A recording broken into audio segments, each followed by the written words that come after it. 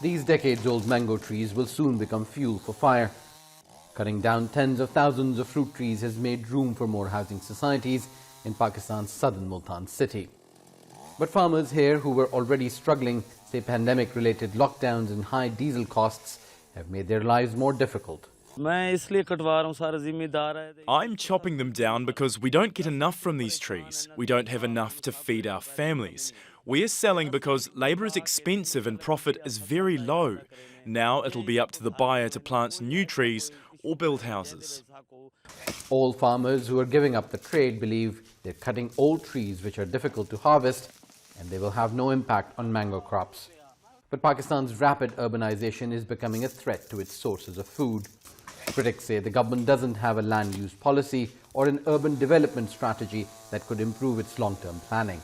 Pakistan, for that matter, has the highest rate of urbanization in South Asia. It is being accelerated because of the lack of rural development as well, because you're just populating or people are moving towards cities from rural areas in the need of economic opportunities, whereas the cities are not providing those kind of economic opportunities. What you really need to do is provide people with opportunities at the place where they live.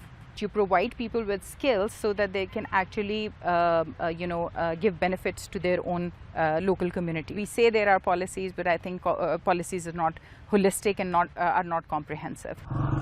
It's a story repeated all over the country. It's not just the cities. People are also moving towards tourist hotspots in the north, and that rapid, unchecked growth is endangering Pakistan's water supply as well as agriculture. With less fresh produce being grown locally, more foreign reserve is being spent on importing fruits and vegetables, and that's led to a price increase. Kalam's famous potatoes are becoming an exotic commodity. For small-scale farmers who see no profit in farming, there's no real incentive not to cash in on their land. People are moving to Punjab and other parts of the country after selling their agricultural lands at a good rate. Prices of land here are now very expensive, and people from urban areas are buying and paying them good money. Our people are migrating from here and buying lands in other rural areas at cheaper rates. This scenic valley is now being overtaken by new hotels with no real planning for sustainability.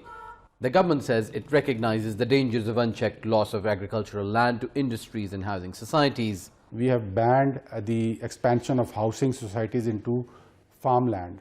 Our farmland, which is our breadbasket, it's a new law and we have passed it. This is federal, but it will go down to the provinces. So the provinces now have to put it into legislation and then take it down to the local government level where it gets implemented. So that process is going to take some time.